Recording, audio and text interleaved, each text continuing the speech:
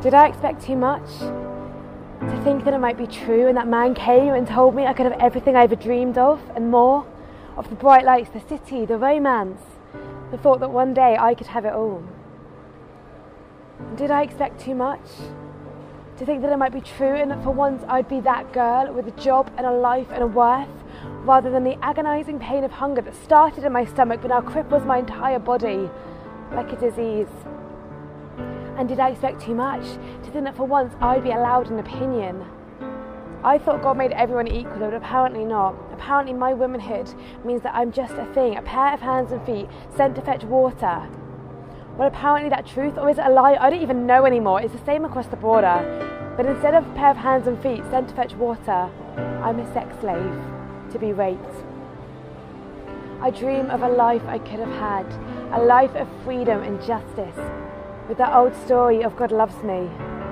That lie went down a long time ago.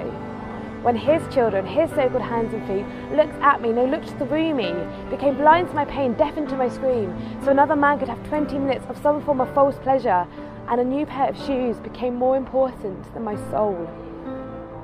Did I expect too much? To think that justice might roll down like waters? The only justice I've ever experienced is like the water. Dirty, murky, that nearly killed me. You see, whereas the writing on the page says speak up for those who can't speak for themselves, the application in their lives is don't hear the scream, don't read between the lines, hide your sons, for fear they might get involved with this one. And did I expect too much? To think that someone might try and rescue me from this hell, or I'm raped day after day and night after night, and the blood, not the justice, comes flowing like water. It feels like the only one speaking out is me as I scream in my utter agony that turns my heart slowly to stone. And did I expect too much? To think that Psalm 139 would not just be some words on a page, but a manifesto of human worth? Well, apparently so, because he may have knit me together in my mother's womb, but the pain and the rape and the abuse, that's tearing me apart piece by piece, day by day and night by night. That the story I heard once of this man plays on my mind and in my heart. A man born into my world, on the wrong side of town, on the wrong side of the globe, who 30 years later, bloodied and broken, with arms stretched out, taking on the sin and shame of the world and feeling my pain, yelled, "Father, forgive."